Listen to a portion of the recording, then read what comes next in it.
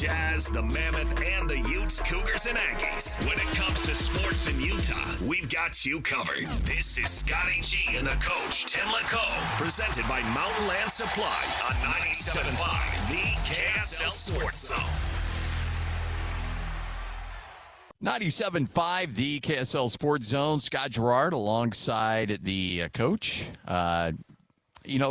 Tim LaComb joining us, by the way. And, Tim, when you look at college football, you look at the landscape, there's very few people that cover the sport better than this guy, Stewart Mandel, kind enough to hang out with us right here on the Zone. Stewart, how are you, my friend?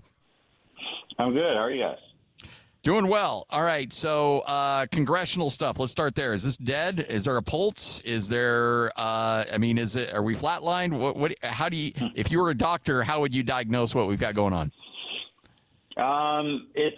It's just going down to the wire. The Big Ten and SEC have been given a couple of deadlines now to give their approval, and they haven't done that yet. The goal in the Senate is to get this thing to the floor for a vote next week before the Senate goes into a month-long recess. And so I think, from what I understand, if they could turn it around by tomorrow, that becomes more realistic. But there's definitely some language in there that is still causing friction between the two sides. Stewart, you've been doing this forever and seen so many changes. We've been talking a ton this week about the state that college football's in. If you were running college football for like an hour, what's one thing that you would do to bring forth some positive change? Just one, what do you feel like one of the main instances that needs to be looked at?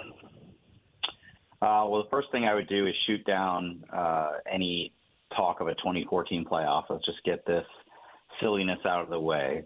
But it's not that simple, because I do think where this is ultimately headed is there needs to be some recognition that football and men's basketball are completely different sports than all the rest and need to be separated out and governed on their own. A lot of the single biggest issue right now in this Senate bill has to do with a salary cap, and should it be $40 million or $45 million, et cetera. And almost all of that money is going to be going to those two to those two sports.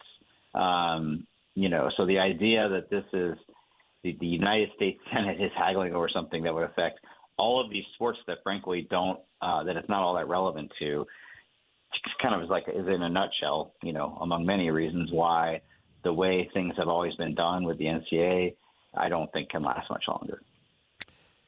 Greg Sankey talked at SEC Media Day about, hey, we're having real conversations about breaking away. That's real. It's not just leverage. In your opinion, is it real, or was it just leverage? It's not that they are going to break away and form their own, their own college football league, though don't put it past them. What they're saying is all the conferences have spent the last 5 years begging Congress to kind of rescue them from themselves on all of the NIL portal, all the things that they get sued for.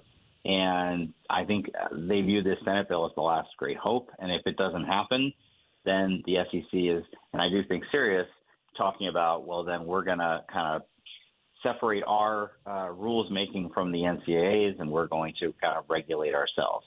Whether that's realistic or not, there are people in that conference, a lot of people in that conference, who do seriously want to do that. We've had Kyle Whittingham here for 20-plus years. Last couple of years, he's been ringing the chime that, this is basically the end game is going to be the Super League, and, where 30, 40, whatever the number is, teams are represented on that top tier. Do you feel like that will coincide with, when TV's up again in 2030? Do you feel like that would be a time where we could kind of see maybe that happen? Something like that, yes. I feel like for a while, when you talk about a Super League, and consolidating all of the big brands, that has almost happened already. We have seen in realignment the Big Ten and SEC hoard almost all of those schools. There's only a few left that you would say, oh, yeah, they'd definitely be invited to a Super League that aren't in it, most notably Notre Dame, but also probably Florida State, Clemson, maybe Miami. But what I don't know how to forecast at this point. Is it really something that radical where all those schools and only those schools go off and do their own thing, or are we looking at the Big Ten and SEC kind of doing that themselves, gobbling up the last few schools that are still, like I said, considered those blue blood brands, and saying, yeah, we're the AFC and the NFC now. We don't need to do a super league. We can just have a playoff with each other and schedule games against each other, and it'll be like the NFL. Stewart Mandel joining us. You can read him on The Athletic, also part of Audible as well. You know, when you look at the ability of Michigan to just generate whatever kind of money they want, whatever they're able to do, and you have Kyle Whittingham saying, hey, you know what? We're on the precipice of $50 million rosters. He's probably saying that because he knows he's going to, in the near future, have a $50 million roster. Do you think that's really realistic, that we'll see that here very quickly? I think it already is. Me and my colleagues have been doing a lot of reporting. It's hard to get exact roster numbers, right? You could talk to two or three people in the same building and get a different number. But I do think that the upper echelon is in somewhere in the 40 to 47 range. And so it would not surprise me if one or more of those are actually at 50. It's not that far off from it yet. So let's NCAA. And by the way, think about how much that has gone up from 2 years ago. Oh yeah. When it was such a big deal that Ohio State had a $20 million roster, to now not just Ohio State but probably a dozen others, maybe not a dozen, let's say 8 to 10, are in the 45 to 50 range. Yeah, it has not taken long, and that's typically what humans do. They speed up that process. The NCAA, not to be forgotten about, stood up yesterday. Oh, wait, we have a violation to report out of Tennessee. When will we basically not have to deal with these people anymore? Is it going to disappear, and is something else going to replace it because they continue to just show how inept they are? I chalk that one up to so many of the other more significant rules have been, struck down by a judge somewhere that they've got to take their victories where they can. And that's what it feels like. The extra benefits rule that was in play there, or the agent rule, is one of the only things that hasn't been struck down yet. But that's really what this whole congressional push is all about. It's kind of gotten away from what they originally were seeking. If you remember the SCORE Act, which was part of our world for a year or two there, it was more giving the NCAA an antitrust exemption so that they can make rules and enforce rules without getting sued. Somehow when it became a Senate bill, it became much more prescriptive where the Senate itself is making the rules, which I find kind of bizarre. And so that's why we're in this situation where people are looking at the Big Ten and SEC and saying, hey, this is what you guys wanted. You've been telling us for 5 years you want help from Congress. Why aren't you signing off on this? But the reality is it's much different. And frankly, if I were them, I wouldn't sign off on it because a lot of the provisions in there, Maria Cantwell, one of the senators, has been very outspoken about they want to strip the Big Ten and SEC of their powers. It's a bill that's targeted at them. So I don't really find it all that surprising, and I'm not really offended that they might not sign off on it. Stewart Mandel hanging out with us, 97.5, the KSL Sports Zone. So let's actually talk real football. Let's look at the Big 12. You got BYU and Utah in there. The Sorsby thing kicked up and then obviously went away pretty quickly. But with or without Sorsby, do you still believe that I guess I'm assuming you believed it earlier, but do you think that Texas Tech is the best team in that conference, or do you think BYU is toe-to-toe with them? Toe-to-toe, and BYU is actually my pick in the preseason. I don't know that it's necessarily that, obvious one way or the other. I do think Will Hammond, when he played for Texas Tech last year, was good. I never thought Brendan Sorsby was a sure thing. He had his moments at Cincinnati, but things didn't go well for him once they got to the late stretch of the season. So it's not like, I thought Texas Tech was going to be over the moon and then Sorsby. So, but, the whole key to Texas Tech's run last year was their defensive line. They had 4 guys who all got drafted, including, David Bailey very high. And I know they went back in the portal and Cody Campbell spent his money on the replacements, but I just can't imagine they're going to be that dominant again. And so that opens the door possibly for somebody else. And BYU pretty much, there's a team that's already been right on the brink the last 2 years, has a quarterback they feel good about, a running back who personally I think has been there forever, but, I guess it's only his senior season. And, they're always going to have a really good defense. So it's a toss-up to me. Now, the Big 12 being what it is and a lot of parity, frankly, last year, no, but usually there'll be somebody we're not counting on that'll rise up, and maybe it's Utah, maybe it's somebody else. But it's not like I'm saying BYU and Texas Tech are now the Ohio State, Michigan of the Big 12. You mentioned Utah. What do you anticipate with Morgan Scalley taking over there? Been around Kyle for a long time, but it is a climb to that position to be the head coach. Your thoughts on what Morgan's first year will look like? I mean, I have a lot of confidence in him on the whole going forward. He's been obviously getting ready for this for a long time. But like you said, first years, even if you're already there, I think what gets overlooked is, yes, he's there and there's continuity, but others left. And, I do think Kyle Whittingham, made a great choice at OC last year, and then that OC follows him to Ann Arbor. So a lot of when a first-year coach comes in, a lot of how that first year is going to go is, well, did you make the right hires on your staff? Is the staff, coming together right beyond just the obviously questions with the personnel? I know there's going to be probably some Utah fans that are going to be hate watching Michigan throughout the year this year, but Kyle Whittingham, considering what Michigan was going through, was an absolute perfect fit for what Michigan needed at that time to kind of stabilize that university and that athletic department. Obviously, there's talent on that roster. Obviously, you got a great coach. Where do they shake out in the Big 12, or in the Big 10 with Ohio State and Oregon? I will answer that, but you're going to have to explain to me afterward why people are going to be hate watching them.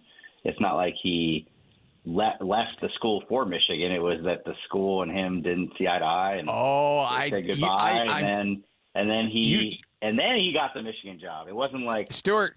No, make no mistake. If Kyle Whittingham should very well be the head coach at Utah, and I am agree. Look, I love Morgan Scalley. Morgan's going to be great. I have little doubt about that. But Kyle Whittingham, if he had gas left in the tank, he should be coaching at the University of Utah.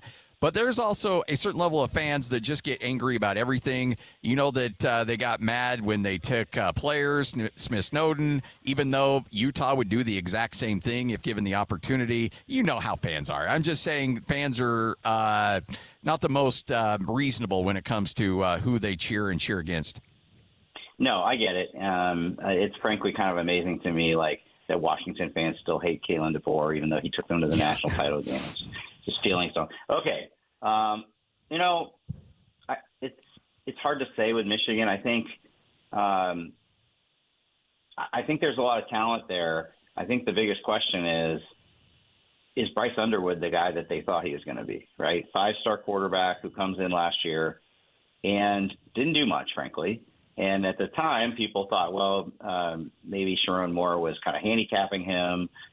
They were running the ball a lot. And then he goes out in the spring game with the new coaching staff and doesn't look any better. And so the Big Ten is a very deep conference now, and there's a lot of really good quarterbacks in it. And so Michigan, I don't think has one of them necessarily. So can they have a 8-9 win kind of season, go to a decent bowl game? Yes, of course. But to make the playoff, either Bryce Underwood's going to have to get a lot better and show us, oh, yeah, that's what the hype was all about, or they're going to have to try somebody else.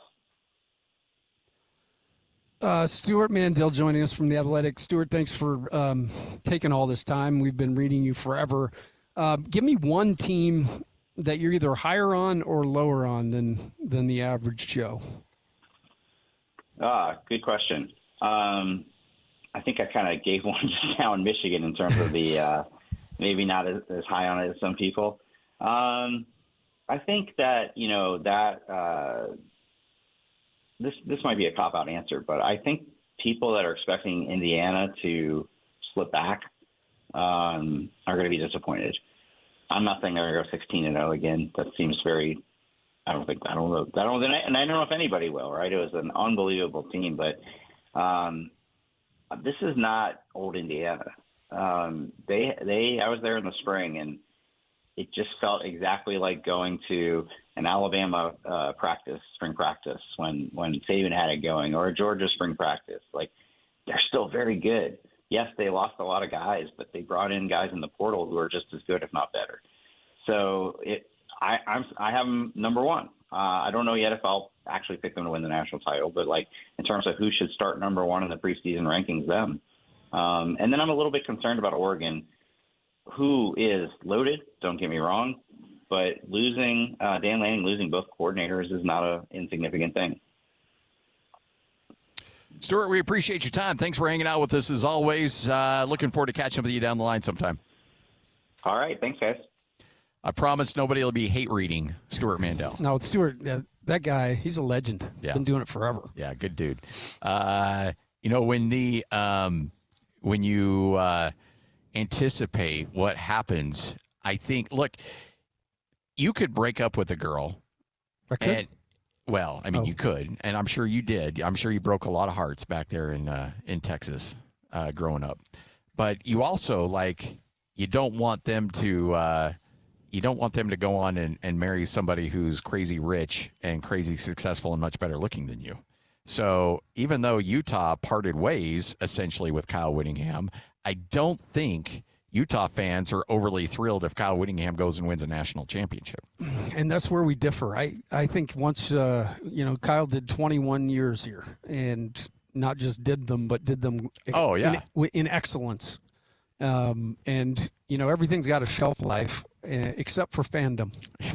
And I do think, sometimes when you just look at the person and what the person is given, it might be a little easier to think good things upon them because that has nothing to do with Utah. What Michigan does will have nothing to do. But I get where you're coming from. Well, and that's exactly the thought process. And I'm not condoning it. Look, I frankly, just knowing a lot of those guys on that staff, I will be cheering for Michigan this year because I cheer for people, not necessarily that's me. Institutions. Right. I used to say this, and I'd still believe it today. The only color that matters in sport for those involved is green.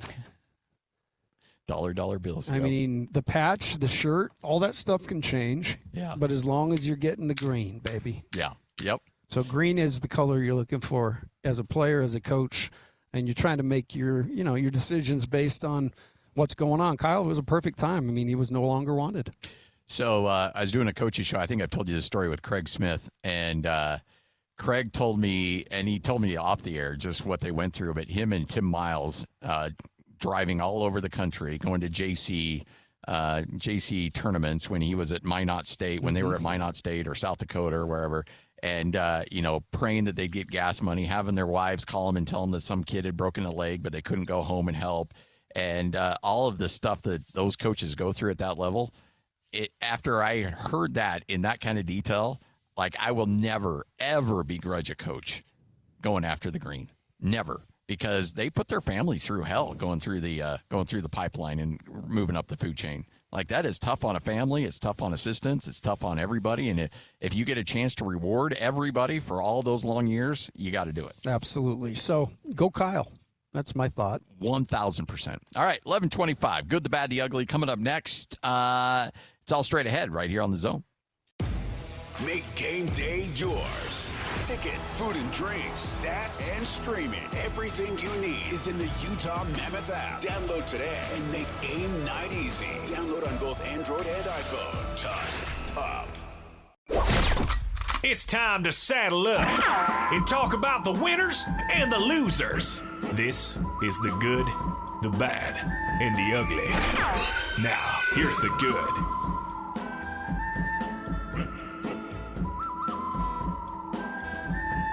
It is your good, it is your bad, it is your ugly right here on 97.5, the KSL Sports Zone. Hope you're all having a tremendous day. All right, the good. We are now 29. Counted down 29 Under days. 30. Under 30 days for us to start the college football season. Week 0 is going to be here before you know it, folks. 42 days to the NFL. So we are, I mean, it's going to be here. I was just telling you, I can't believe it's Thursday already. Yep.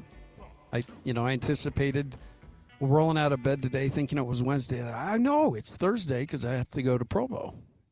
Yeah. And, honestly, the thing that is great about this is once camp starts, boom, it's go time. Yeah, because we got stories and, getting sound and, just diving into it. This will be my first go-around in this college football thing. I'm excited.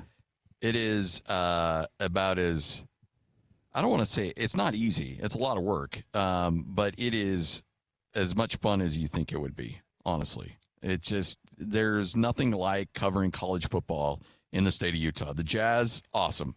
But there's something about you throw the BYU-Utah element, because there's one thing about the Jazz, everybody's united, right? Right. Everybody's on the same page. Except for maybe the couple thousand Lakers fans that come out every game. And then, they'll wear Lakers gear, and then when Golden State's good, they'll switch and wear their Golden State That's gear. Just who they're haters. And then go back to the Lakers gear. And Sixers now. I'm sure they're buying their Sixers No, gear. that's true. Yeah. But, you also get some Southern California kids coming up and going to school here. So there are some actual genuine Laker fans, believe it or not.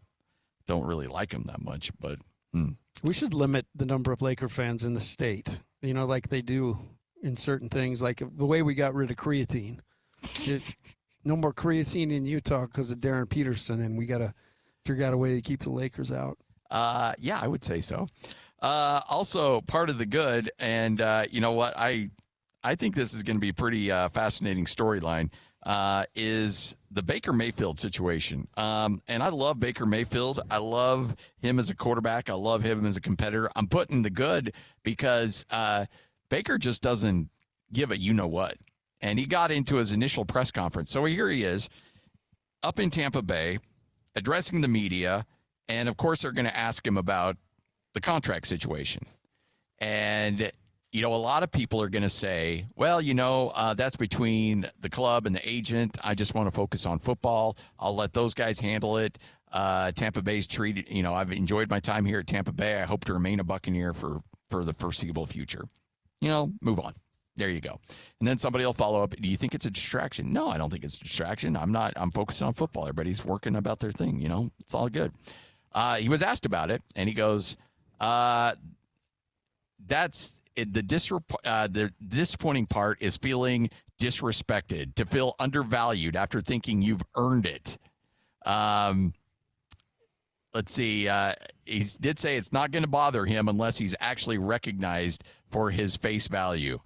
If you've waited this long to take care of your franchise quarterback, that's too bad because it's only going to get worse from here. I'm going to have a really big year. So here he is. I love it, man. I love it too. I love Baker Mayfield saying, you know what? You guys missed your chance. And you are going to be kicking yourself. It's only going to get worse because the money you could have got me for is going to go up even more. So instead of giving you maybe a bit of a hometown discount, I'm giving you a hometown increase, a surcharge, if you will, because a disrespect charge. Because, look, I'm going to go out here. I'm going to kill it for you guys. I'm going to have a record-breaking year. We're going to go deep into the playoffs. And when it's all said and done, I'm going to pack my bags, and I'm going to say, I'm out, unless you're willing to pay me even more than somebody else. And don't think Baker Mayfield isn't going to do that. No. He'll make him pay extra. Yeah, I mean, we got video of the guy fighting back in the day. This is a tough dude, I feel like he's the type of guy, too, that can compartmentalize it. Sometimes the disrespect would linger and it would fray, your confidence. But I feel like his case, he is now going to stick it to him while doing great things for them. And then if they want him next year, it's going to come at more of a cost. And Tampa Bay's in a bit of a salary cap hell, which is another reason why they can't really do much. And even Baker Mayfield understands that, but they can't even slap the franchise tag on him. And because the franchise tag pays you, I want to say like top the average of the top 5. But it also gives you a little extra time to renegotiate a new contract and making sure that he stays put and he doesn't go anywhere. They can't even do that. He goes, I know the contract and salary cap situation, what's going on. Franchise tag isn't exactly in play for them. That'd be a lot of dead money. So it is what he said. It is what it is. And like I said, I'm fortunate to be on this side. I'm in the best shape I've ever been on, and I'm in a really good place. I love that he's got all that confidence and know-how, and I don't doubt that he'll have a great year. I mean, he was awesome last year, guy that just approaches it like a riverboat gambler sometimes. And maybe he'll be the guy that gets the Jets out of the doldrums when he signs with them after next year. And this is an interesting mindset of players because this is why I'm excited about Jalen Brunson, because I think he's changing the narrative in the NBA because Gordon Hayward, I almost said Gordon Monson, but Gordon Hayward once said that he wanted to be a max player, not necessarily because of the dollars, but because of the status. Right. And the recognition of what that means among his peers. You know, there's something about having max next to your name that gives you a certain level of credibility within the league. And Baker Mayfield said the same thing. He goes, this is not a poor me thing. There's a lot of other people that have it way worse off. I get that. But I can sit here and look at other quarterbacks and peers and evaluate myself based on that and put myself in certain categories that I deserve to be compensated for that. And I think I'm a franchise quarterback. I've been told I'm a franchise quarterback. It's been said publicly from ownership down here. And to not have a deal done is very disappointing. But I said the deadline was a deadline, and I addressed the team to let them know that I meant that. It's all ball. So he's like, look, I understand. There's Joe Schmuckatelli out there digging ditches. I know I have it way better than him. But I'm also evaluating myself with my peers. And if they're making this, then I think I should be making this. Well, we just went through it yesterday, right? And we said the same thing. I mean, he's down 16th highest paid, and he plays better than that. He's outperformed that. So he's absolutely right in this scenario. And what's crazy is even though he doesn't have that deal, he's the one holding the cards because he can go perform if he could outperform even what he did last year, then he's really got some bargaining power. Yeah. Now, all that bargaining power goes out the window if he goes out week 1 and tears an ACL. Yeah, and I was going to say that earlier when we were talking about BYU and the vibe. I mean, that is – that's why coaches don't sleep well at night because everything's great right now. But training camps got started in the NFL, and you saw a couple guys get carted off on day 1. It's just part of the game. So there is major luck involved too. Hopefully he can stay healthy and go get a contract that he's proud of. I'm rooting for him. I love Baker Mayfield. Teams could have had him for a song a few years ago. Now he realizes that. Now he's like, okay, you know what? I went through the doldrums. I went to the very top as being a high draft pick. Now I was at the very bottom, and now I've worked my way back to the top, and I want to be compensated like that. Steely vet. All right. There's your good. Let's get to the bad. Now the bad. Well, this inquiry into the Clippers and Kawhi Leonard by the NBA, they hope to have it settled by the beginning of the season. Well, guess what? It could drag on into 2027. Sources close to the National Basketball Players Association with knowledge of the investigation, according to ESPN, said the union wouldn't hesitate to take the matter to arbitration if the NBA sought penalties without sufficient evidence. So because of that, the NBA is going to take their time, try to get it right, and so this thing's going to drag on, which is, if I'm Toronto, I'm like, what do we do here? Exactly. And we've got aspirations to play Kawhi Leonard in our lineup, but until this whole thing gets sorted out, again, we've made fun of this, but you want to attack the integrity of the game. This is a great way to do it as a franchise. So a loophole, certainly it's got to get tightened up, and the NBA needs to come down hard on them. I mean, really need to come down hard on them. Pretend it's the Jazz that did something like this and allow yourself to come down. This would not be dragging on to 2027. The hammer of Thor would already been thrown down. Ryan Smith would be in whatever NBA purgatory and Siberia jail that Adam Silver could think of. Send a Ryan Smith to the Isle of Patmos. Yeah, he's being exiled. Yes. And all the money that we could possibly steal from them, we're going to take from them in the forms of fines and punishments. In fact, you don't even get to play your games in the Delta Center. You're going to play your regular season games in Slick, and you will not be able to charge for admission. So that's your. I mean, the fact that this is the Clippers looks really bad for the league, and the fact that they're just okay. When is if we get in the middle of the season, maybe we can make an announcement and make this really just on the DL. And on a Friday night at 5:00, just announce that the news departure, that we didn't have sufficient evidence, and that's it. This is going to end just fine for the Clippers. This is going to end just fine for Kawhi Leonard. The only team that ends up getting screwed by this is probably Toronto, because they're sitting there hoping to get him, and who knows how long they're going to have to wait. 27, right? They've got to figure that thing out, and they have to punish the Clippers.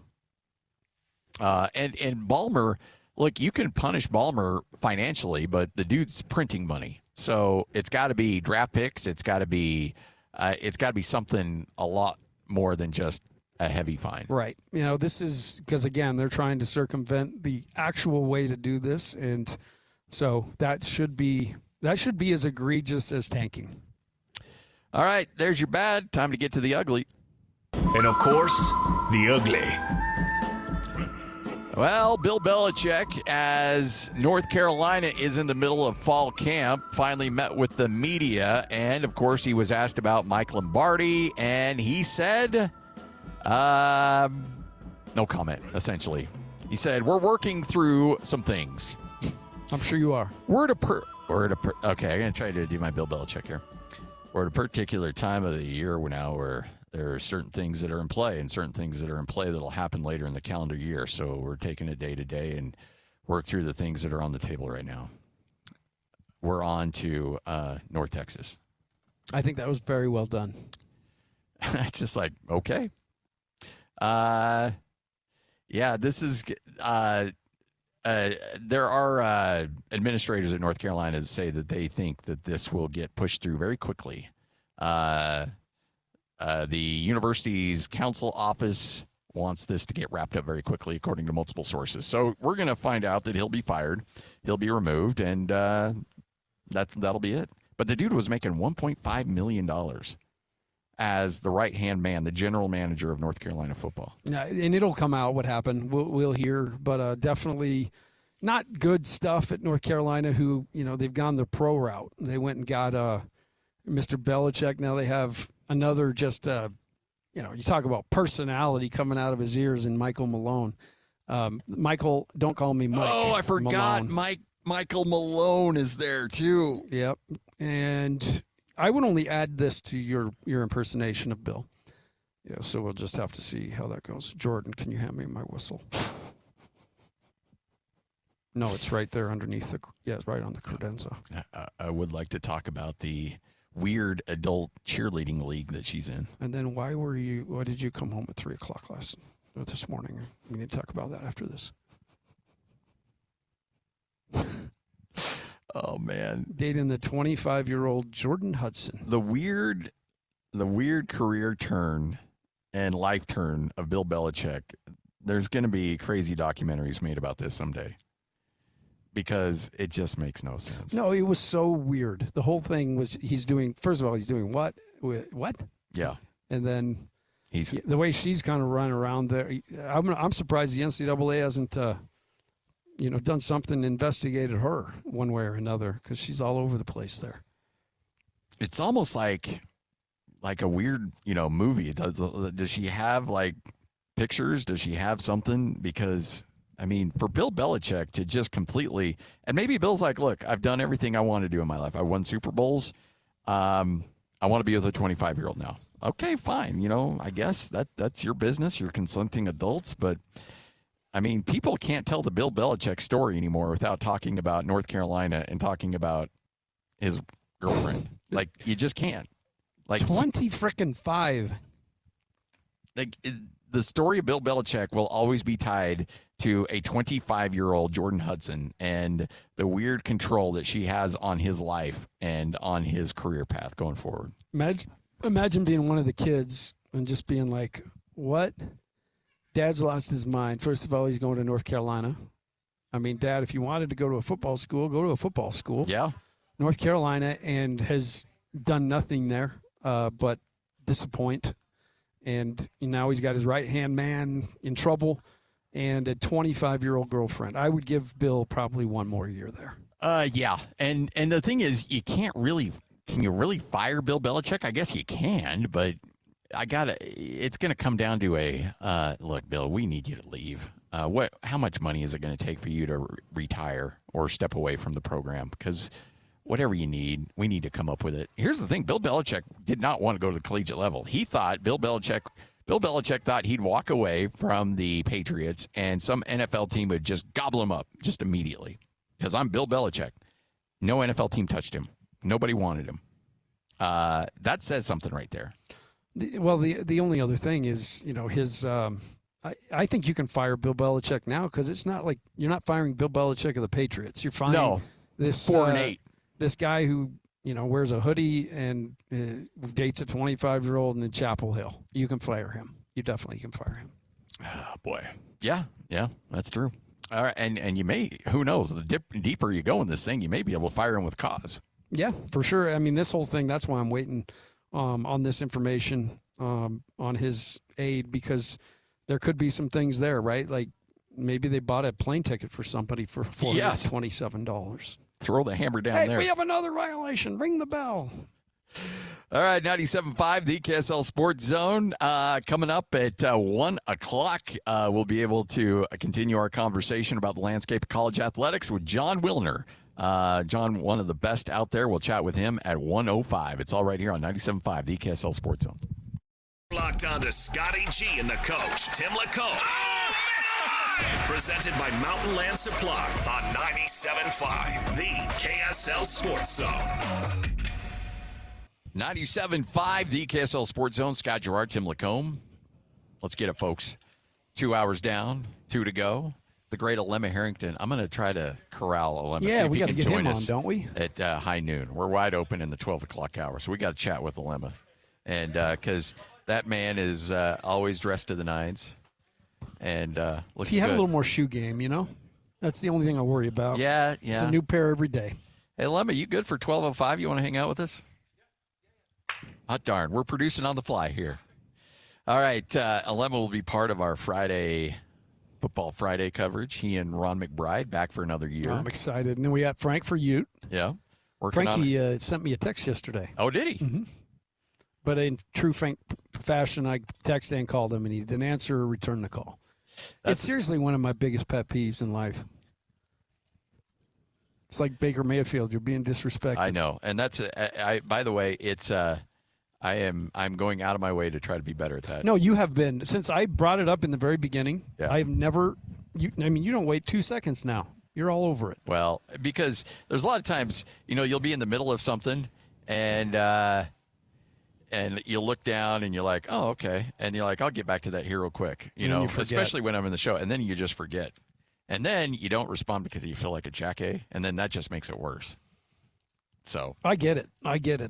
So anyhow, it'll be awesome to hang with Alema. I love Alema. He's a fixture at this place and getting ready to do another year with the Jazz. Oh, yeah, no doubt. And it'll be fun to talk Jazz with him. Also BYU football. He just giving you a heads up. He thinks BYU football will be good this year. I have not talked to him about that, but I'm going to go out on a limb and say Alema's got positive feelings about the outlook of BYU. Eternally optimistic. But I'm with him this year, man. I think we just heard Stewart Mandel's no clown. I mean, this guy does this for a long time and for a living, and he likes BYU in the Big 12.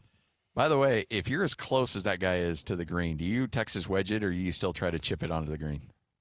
I'd chip it like that. Yeah. How about you? It depends on how I'm doing that day. If I'm really mad at things, I'm just going to Texas wedge it and bring out the putter. You just want to see how he lets that thing just drop underneath. I know, everybody else wants to chop it, but he does a nice job of letting it. The club do the work, Scotty. Yep. I've never worked as about the only job I haven't had is a golf instructor. Have you been a caddy? I've caddied, yes. I could see that. I've caddied for one guy one time. That was a lot of fun. I don't know that I was much help. I was probably like the caddy on Happy Gilmore that was somebody put a quarter down, he'd take it. put it in his pocket, and then mark a ball with a Ritz cracker. I didn't go to caddy school. Oh, it's such a great movie. Did you like the sequel? No, I didn't. And most sequels aren't great. No, they're not. That one, honestly, because I was really excited about when Eddie Murphy did the Coming to America sequel. I'm like, all right, because Coming to America. That was so classic. It was such a classic. And I don't know if I've ever seen a worse movie, period, in my life than the sequel to Coming to America. I mean, that was just horrible. And so I had very low expectations on the Happy Gilmore sequel. You liked it? And it was like, okay, all right, it's not. It was fun to go down memory lane a little bit. Oh yeah, and the cool part is I liked how they use golf. They use people. Oh yeah.